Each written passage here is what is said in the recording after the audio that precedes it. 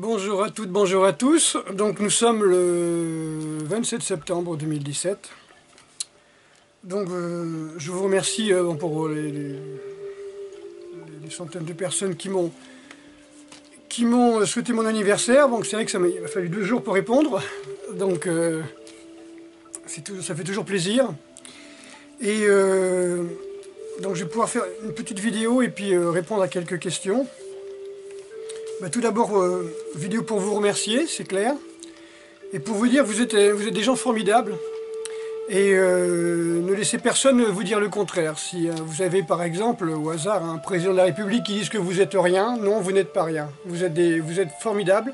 Vous êtes le produit de siècles et de siècles, voire de millénaires d'évolution. Vous n'êtes pas rien. Vous êtes quelqu'un. Vous êtes quelqu'un, vous avez une identité. Pourquoi quelqu'un peut dire comme ça à un peuple, vous êtes rien? Parce qu'il y a bien une raison.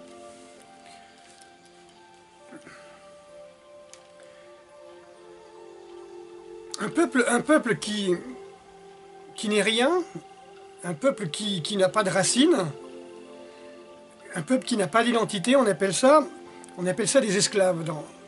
Je vous l'ai déjà dit, dans la Grèce antique, quand quelqu'un refusait de se tuer, par exemple, on dit un Spartiate, mais un Spartiate n'est pas un Spartiate, il est Sparte. Un Celte fait partie d'une tribu. Je vais prendre par exemple les Pythons, les Santons. Voilà, ce ne sont pas des Aquitains, ce sont des Santons, ce sont des Bituriges, ce sont des Vivisques. Voilà, c'est très bien cet exemple du Biturige-Vivisque. César, après la guerre des Gaules, a fait venir les Bituriges et les Vivisques. Bituriges de Béziers et Vivisques, je ne sais plus. Il les a mis à l'emplacement de Bordeaux. Il a dit, bon, maintenant vous êtes là et vous appelez les Bituriges-Vivisques. Donc il a créé un nouveau peuple. Il a créé un nouveau peuple, pour pas que les Helvètes reviennent dans la région, on va dire ça. Donc, je prends l'exemple du Spartiate ou du Santon. Hein. Si son peuple disparaît, s'ils ont perdu une guerre effroyable où il n'y a plus que quelques Santons, il n'y a plus d'entité santonne, ils s'ouvrent le ventre et ils meurent. Ils vont rejoindre leur peuple au Valhalla, au paradis des Santons, je ne sais pas, aux Champs-Élyséens. Celui qui ne se tue pas, il perd son identité, il n'est plus rien. Puisque la conscience groupe n'existe plus, il n'est plus rien. Et c'est ce qui fait son statut d'esclave. Moins qu'un chien, il n'a pas de nom, il n'a pas d'identité. Vous voyez, c'est un peu comme dans les camps de concentration, où vous n'avez pas de nom, vous avez un numéro. Les camps d'expérimentation en Mandchourie, où les gens, on les appelait les bûches. Ils n'avaient pas de nom, ils n'avaient aucune identité. Quand un président vous dit « vous n'êtes rien », ça veut dire que déjà vous êtes un peuple d'esclaves. Si vous n'êtes rien, vous êtes un esclave. Si quelqu'un dit « vous n'êtes rien », vous êtes un esclave. Vous n'êtes pas rien, vous êtes des gens formidables, vous êtes des gens qui ont une identité. Et sans vouloir jouer les identitaires, je dirais, renforcez votre identité, renforcez votre famille, je ne vais pas dire votre clan, mais faites un arbre généalogique. Généralement, on a envie de le faire quant à la naissance de notre premier enfant, mais bon, faites un arbre généalogique et essayez de retrouver cette identité forte qui fait que vous êtes quelqu'un, que vous n'êtes pas rien. Vous allez voir, ça change beaucoup de choses. Et vous savez, dans les années 80, je l'ai dit et je le redis parce que ça m'a profondément choqué à l'époque, vous aviez des jeunes filles, 14-15 ans, qui allaient en loose day comme ça, dans les PMI, discuter avec les assistantes sociales pour pouvoir avoir la pilule anticonceptionnelle. Et les assistantes sociales leur disaient « Mais t'es sûr que tu veux vraiment la pilule? T'es sûr que tu veux passer ta vie à travailler? T'es sûr que tu veux pas avoir un enfant? Parce que tu comprends, dès que tu es enceinte, 2000 francs par mois, direct. Et après, 10 000 francs de prime de préaccouchement, 10 000 francs de prime d'accouchement, et 5 000 francs par an pendant 3 ans, et après on recommence. Voilà. Donc, ouais, c'est 50 ans que je suis dans les cités HLM, je peux vous dire que les appartements réservés aux mères célibataires, j'ai connu ça. Donc, déjà les années 80, on commençait à faire un peuple d'esclaves. Pourquoi? Parce que les enfants qui naissent, qui n'ont pas de père, les filles comme les garçons, ça donne quoi? Ça donne des gens qui n'ont pas d'identité. Ça donne ce qu'on appelle un peuple de bâtards. Donc les gens, ils n'ont pas d'identité, comment ils font? Vous voyez, déjà à l'époque, jusqu'au début du siècle, les aînés héritaient de la ferme, et les cadets ils partaient faire la guerre, parce qu'ils héritaient de rien, donc il fallait qu'ils créent leur propre famille, leur propre clan. Donc ils étaient dans les pays étrangers, ils partaient aux Amériques, ils allaient combattre, ils allaient en Amérique du Sud, créer des républiques.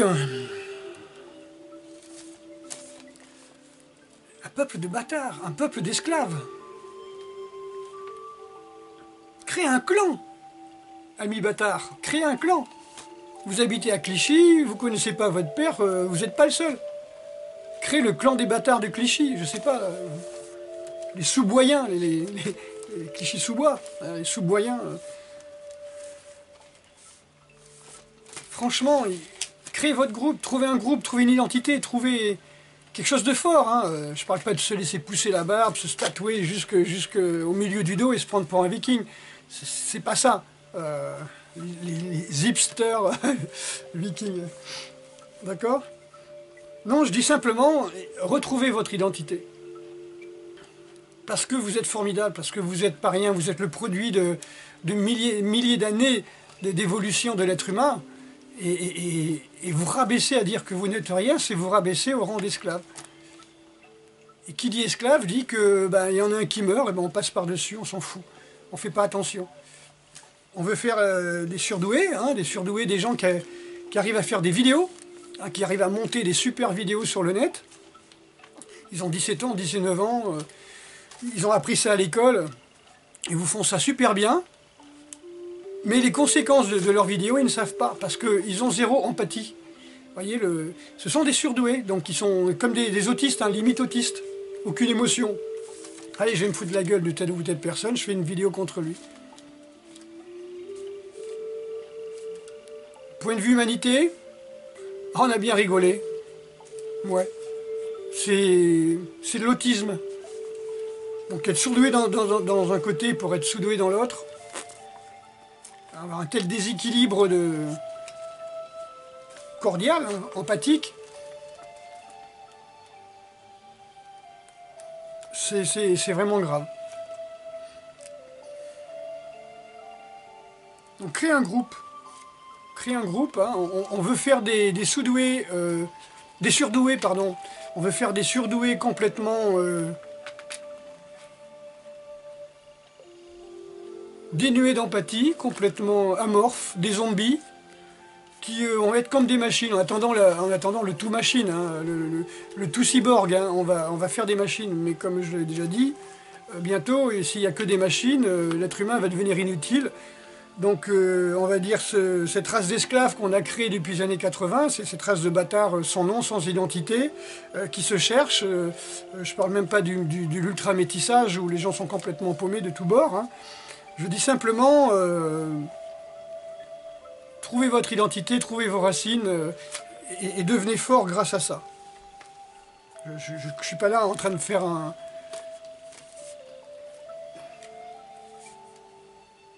appel au groupe identitaire, loin de là. Je dis simplement, voilà, c'est bien de faire l'humanité, hein, on est dans l'humanité, on est tous des frères, on est tout ce que tu veux, mais quand même, voilà, vous n'êtes pas rien, vous n'êtes pas des esclaves. L'esclave, il est rien.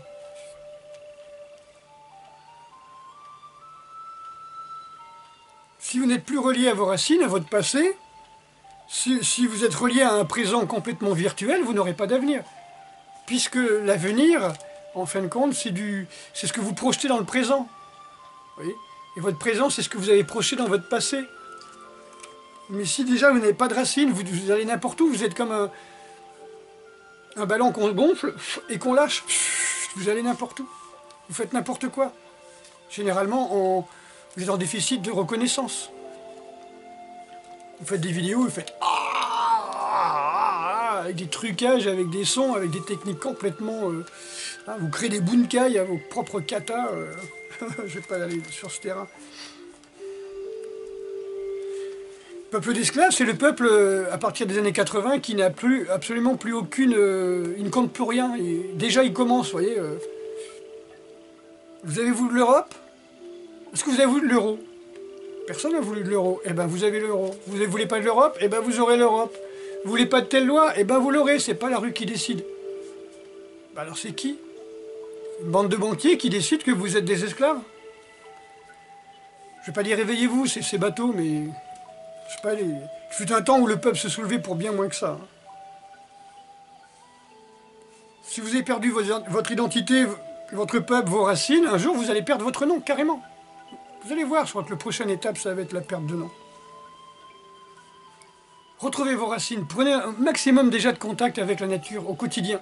Au quotidien, aujourd'hui, qu'est-ce que vous avez fait pour avoir un contact avec la nature? Quitte à arroser des fleurs, hein. Une plante d'appartement, vous arrosez, vous regardez le ciel, vous enlevez vos lunettes de soleil, vous regardez le soleil. Il y a un contact avec ce qui vit, avec ce qui est réel, et pas avec la lumière d'écran à chaque fois. Vous avez des racines, vous êtes quelqu'un, vous êtes un arbre solide, profond. Cherchez vos racines. Je ne dis pas de les défendre avec un drapeau, se faire tatouer un marteau de Thor ou un sabre ou un drapeau, hein, simplement. Quand je vois les gens qui se font tatouer des idéogrammes japonais, ils ne sont pas japonais. Les grands grains chinois, ils ne sont pas chinois. Je sais pas. Comme disent les manouches, ces gens-là, ils baisent leur mort. Ils chient sur leur mort. Excusez-moi l'expression. Donc depuis les années 80, on essaie de faire un maximum de mères célibataires pour faire un maximum de bâtards. Des gens qui sont avec leur beau-père, qui n'aiment pas leur beau-père, etc. Qui sont contre... Le fait de ne pas aimer son beau-père, c'est déjà d'être contre toutes les personnes âgées, plus tard. Être contre l'autorité, être contre tout ce qui vous dit quelque chose. Parce qu'ils ne sont pas légitimes, les beaux-pères, vous voyez? Et vous le savez au fond de vous-même. C'est surtout ça que je veux dire. Vous êtes formidables. Et je dis pas ça pour faire la putaclic, hein. De toute façon, ça me rapporte 0 centime, hein, mes vidéos. Simplement que j'avais vraiment envie de vous le dire. J'avais vraiment envie de vous dire que vous êtes formidables. Quand je lisais les messages, et il y avait beaucoup de messages en privé, même pas en privé, c'était riche, c'était chaud, c'était sincère. C'est pas le côté « Ah merde, c'est l'anniversaire à Bordas, il faut que j'envoie un truc, parce que qu'est-ce qu'il va penser ?» Non, non, non, il y avait vraiment beaucoup de messages très très sincères. Je reçois les messages avec 2000 et quelques amis, c'est clair, je reçois des messages, et j'ai pas toujours le temps ni l'occasion de souhaiter l'anniversaire, mais quand je le fais, c'est vraiment de très bon cœur. Bon, pour en venir à vos questions, est-ce que je ferai Ninja Warrior cette année? Je sais pas si j'ai répondu. Je dis c'était une très belle expérience, je connaissais pas, j'avais pas de télé, j'y suis allé, on était un groupe, hein, on devait y aller en groupe, j'étais un des seuls qui avait été pris dans ce groupe, les autres n'y sont pas allés, je me suis retrouvé là-bas tout seul. Je connaissais pas ce milieu, je connaissais pas du tout le jeu. Bah, déjà j'ai découvert Secret machin truc là, quand je suis allé voir ma fille à l'hôpital, pour la naissance de ma deuxième petite fille, et j'ai vu cette émission là, machin Secret Story, je sais pas que c'est un truc comme ça, là, où les types hipsters, avec la grande machine, la barbe taillée, le tatouage partout, bodybuildé à mort, et les nanas maquillées comme des stars du porno, en fuseau blanc, serré. C'est quoi la prochaine étape? Les mecs en string, poutre apparente, ils ont un poireau dans le cul, avec des paillettes, c'est quoi la prochaine étape? Parce que, mine de rien, les mômes, ils regardent ça, quoi. Moi, je les vois à la salle de muscu à 17 ans, ils y vont, ils gonflent. C'est quoi cette histoire? Oh, oh, oh! Le volume musculaire, c'est la conséquence d'un entraînement que l'on a fait pour se renforcer musculairement, parce qu'on veut être un meilleur soldat, un meilleur tennisman, un meilleur footballeur, un meilleur sportif, ou se sentir mieux, parce qu'on est bossu, on va se redresser. Voilà, les gens n'allaient pas faire de la muscu au départ comme ça, ils allaient faire de la muscu pour se renforcer en faisant de l'haltérophilie. Dans leur compétition d'haltérophilie, il fallait qu'ils se renforcent. Voilà, où ils étaient tordus, alors on essayait de les redresser. C'était rare de voir des gens qui disent « moi je viens que pour faire de la gonflette », quoi. À moins d'être des squelettes et des crevettes, il y en avait, mais c'était vraiment la minorité. Là, c'est la grande majorité. Ils sont là avec leur téléphone portable, ils regardent leur programme, là. S'ils les ont achetés, en plus, ils se sont fait avoir, quoi. Parce que les trois quarts des gars qui vous vendent des programmes sur Internet, ils sont shootés à mort, et pour grossir, pour être sec, et ils vous disent, si vous voulez être comme moi, dans 2 ans, moi je vous fais un programme, 2000 €, vous l'avez direct. Mais faut pas croire des gens comme ça. Ces mecs, ils sont à 2 doigts de la mort, là. Les mecs à 24, 25 ans, 30 ans qui meurent à force de prendre des produits. Ouais, parce que plus t'es riche, plus t'es un bon médecin qui peut te donner les produits. Qu'au départ, les mecs, ils ont pas trop de thunes, ils prennent n'importe quoi sur Internet comme produit. Et après, ils vous font croire dans leurs vidéos que les mecs, ils sont clean, ils sont naturels. Non, ceux qui sont naturels, c'est ceux qui, après avoir complètement bousillé le foie, les reins, et qui est devenu stérile, c'est là où ces gens-là commencent à dire, tiens, je vais me mettre à être végan, et puis à manger comme il faut. Et puis pendant les 2-3 ans qui deviennent végans, là, qui sont encore sur leur passé de shooter, bah, ils sont encore super beaux gosses, et puis ils font des vidéos, ils se font plein de thunes grâce à ça. Et ils disent, voyez, soyez comme moi, soyez végan. Ah, il peut faire venir un huissier, hein, le gars. C'est clair, il mange sa spiruline avec son smoothie aux bananes. Mais il y a 1 an, le type, il était clenbutérol, hormones de croissance, testostérone, l'androlone et compagnie, quoi. Stéroïdes anabolisants. Ça, ils vous le disent pas. Ils montent pas, ils disent, oui, moi je suis un sportif végan, je suis costaud. Tu vois pas les mecs qui sont foutus pendant des années, hein. Bon, alors muscu pour tous, hein, je vais revenir, parce que ça retombe sur la question. Est-ce que je suis pour la muscu pour tout le monde, muscu pour tous? Comme je dis, hein, avant, le type qui est maigre, on va pas l'empêcher de vouloir devenir gros, hein, de devenir au moins à la hauteur des autres, puisque c'est tellement l'apparence qui prime maintenant. Maintenant, en muscu, comme j'ai dit, les hommes ils veulent de la poitrine et les femmes elles veulent des abdos. Je veux dire, je vois pas un mec se mettre avec une nana parce qu'elle a des abdos. Si elle n'a pas de hanches, si elle n'a pas de poitrine, je vous dis pas la merde que ça va donner. Hein, parce que ces beaux abdos là, hein, comme elle a les hanches étroites, elle va se faire trancher le ventre, hein, une bonne césarienne, et vous allez voir ces abdos où c'est qu'ils vont aller. Hein. Bodybuilding, crossfit, powerlifting, ouais, pourquoi pas? Pourquoi pas? Maintenant, dans le BPGEPS, ils ont remis l'haltéro, alors que tout à fait au départ, c'était surtout l'haltéro, renforcement musculaire et bodybuilding. Plus tard, ça a été renforcement musculaire, bodybuilding et beaucoup de cardio. Et puis, c'est redevenu maintenant haltérophilie, quoi. Je trouve ça bien. La G2F, BPGEPS, la G2F, remettre de l'haltérophilie, ce serait pas mal qu'ils mettent de l'haltérophilie, parce que les gens qui arrivent au crossfit comme ça, qui n'ont aucune préparation, ils se détruisent les poignets, ils se détruisent le dos, ils se détruisent les chevilles. Et puis en plus, je vous dis pas les compléments qui se bouffent. Hein. Alors les compléments alimentaires, je dirais, je peux pas dire que je suis pour ou que je suis contre. Je vous explique. Je me lève, j'ai décidé que j'allais faire un circuit d'entraînement, ou un travail de lourd, ou bien un footing, ou une sortie à vélo. Et je suis fatigué. J'ai 2 solutions. 1, je prends des compléments. 2, je prends pas de compléments. 1, je sors. 2, je ne sors pas. C'est tout. Ça, Donc vous avez toujours cette solution. Je prends des compléments et je sors. Ou je prends des compléments et je me couche. Vous voyez? Donc je pense que si je suis fatigué, c'est que j'ai besoin de repos. Donc la seule chose que je dois faire, c'est ne pas aller m'entraîner et aller me coucher. Et si je suis trop fatigué pour aller me coucher, voilà, je vais prendre du chlore de magnésium, qui est un complément. Je vais prendre une tisane au tilleul, à verveine, pour me détendre, et je vais me coucher, je vais me détendre, je vais écouter de la musique, vous voyez. Mais si je suis fatigué, je vais pas me reprendre un Red Bull avec de la guarana et puis 3 tasses de café, et puis hop, et on est parti. Vous voyez, c'est complètement dingue, parce que là, votre corps vous réclamez de vous reposer. Et vous avez été faire un shoot d'adrénaline, épuiser vos réserves de minéraux, vos réserves de graisse, vos réserves de protéines, et là vous allez rentrer, il va vous falloir 4 jours pour récupérer, si vous êtes jeune, 4 jours. D'accord ? Donc oui, si vous prenez un complément, moi je dis ok, mais un complément pour faire l'inverse de ce que vous avez envie de faire.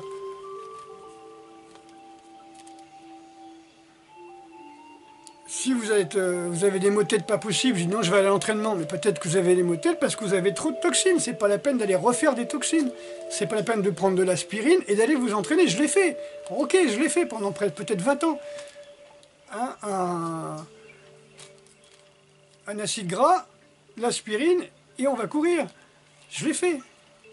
Quitte à prendre une tasse de café avec, et je l'ai fait. Ah, ça m'a coûté un syndrome de Loge, hein. Ami de la Truelle, bonjour. J'ai eu un syndrome de Loge au jambier antérieur, popularité externe, inflammation du sciatique, et puis voilà, ça a duré 10 ans. Pendant 10 ans, j'ai pas pu courir. Donc si vous voulez faire les conneries que les anciens ont fait, allez-y, foncez. Déchirure du rhomboïde, déchirure des triceps, allez-y, foncez.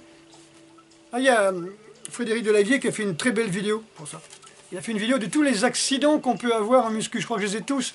Tous les accidents qui sont des entraînements que l'on fait, enfin des accidents qui surviennent lors d'entraînements que l'on fait en hyperacidité, ou on y va, on va s'échauffer, on va pas s'échauffer, on fonce. Vous voyez, ça me manque tellement, ça y est, je m'entraîne. Vous voyez, la souffrance, le pathos dont je parlais, la passion. Ben oui, mais vous déchirez. Hein. Donc oui, vous allez sacrifier une épaule, vous allez sacrifier un poignet, vous allez sacrifier une cheville, et parfois c'est à vie, parce que vous n'avez pas les moyens de vous faire forcément opérer, ou vous n'arrivez pas à identifier la douleur et vous ne connaissez pas les conséquences.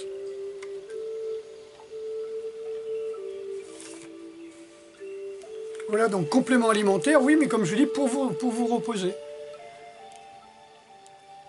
Vous prenez un bain chaud, un peu de bicarbonate ou des huiles essentielles, du sel, vous reposez vraiment. Hein. Et là, vous allez voir, le lendemain, vous allez repartir, vous allez faire 2 fois plus d'entraînement, de performance que ce que vous allez faire. Que vous vouliez faire la veille, quoi. Ce que je vous dis, c'est ce que j'ai fait. Hein. Ah, depuis hier, j'ai 60 ans, hein, donc j'ai de l'expérience. Faut écouter les papis.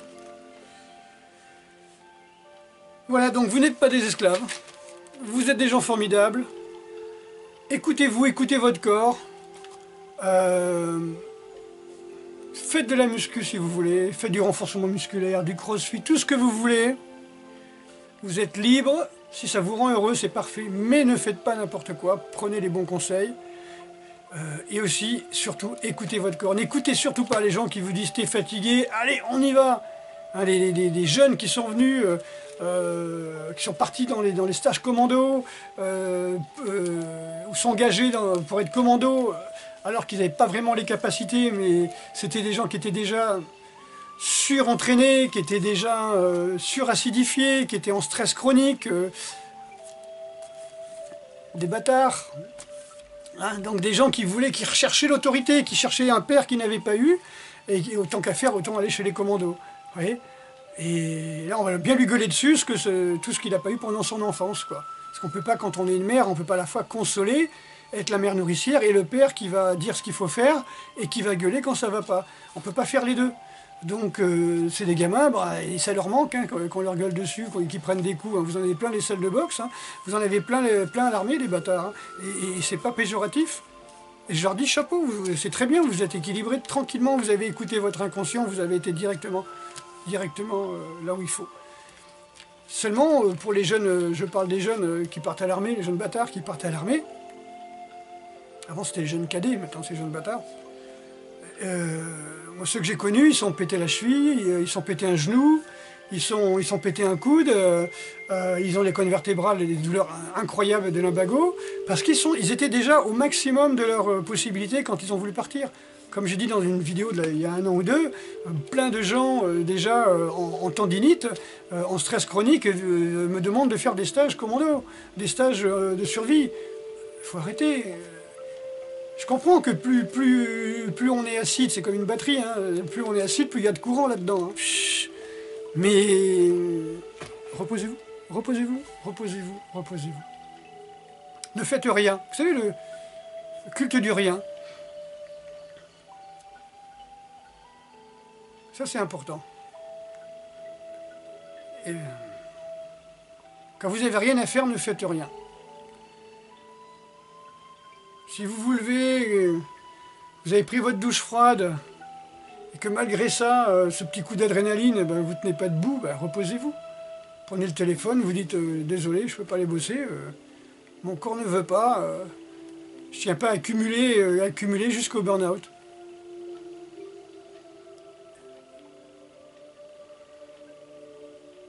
Votre corps ne vous ment pas. Vous voyez, c'est comme le gars qui vient face à quelqu'un pour le défier, il fait 1m30, 40 kg, il a des bras, je sais pas moi, comme des tubes d'aspirine, et il vient pour défier le super costaud, quoi. Je veux dire, le gars il regarde, le costaud il regarde l'autre, il dit bon bah, t'as de la gueule, c'est bien, t'as du bagou, comme les petits chiens qui aboient tout le temps, qui sont toujours stressés, mais quand je regarde ton corps, je vois bien que tu te mens. Tu te mens, ton corps te ment pas, ton corps te dit la vérité. Ton corps vit dans le ici et maintenant, il vit toujours dans le ici et maintenant. Si ton mental il est parti à droite et à gauche avec toutes les énergies, et ben le corps lui il a besoin de ces énergies-là, il a besoin que tu sois avec lui. Méditation, concentration, entraînement, c'est très bien.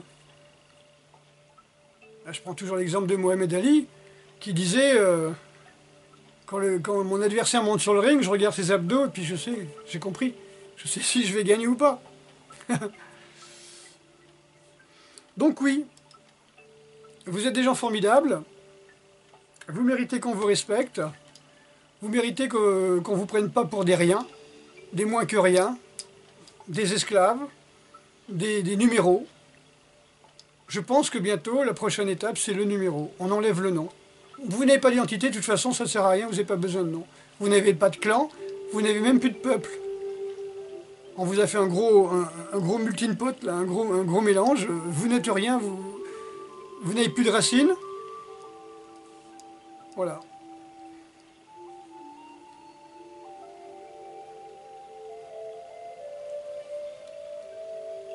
Si vous n'avez pas de racines, comment vous allez vous nourrir? Qu'est-ce que la pluie va arroser? C'est bien d'avoir des feuilles, c'est bien d'avoir des branches, mais si vous n'avez pas de racines, vous ne tiendrez pas.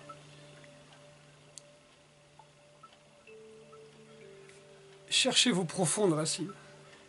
Ça remonte à tous les conquérants, à tous les chefs de guerre, à tous les guerriers qui ont accompagné ces chefs de guerre. Les Guillaume le Conquérant, les Attila, vous voyez? Comme je dis, on est peut-être tous des fils de Bayard. Hein. Les plus lâches sont morts au combat. Ils n'ont pas pu avoir d'enfants. Vous êtes là, donc vous êtes forcément des gosses de héros. Cherchez vos racines. Renforcez vos racines, votre identité. Je ne parle pas du personnage, je parle de l'identité.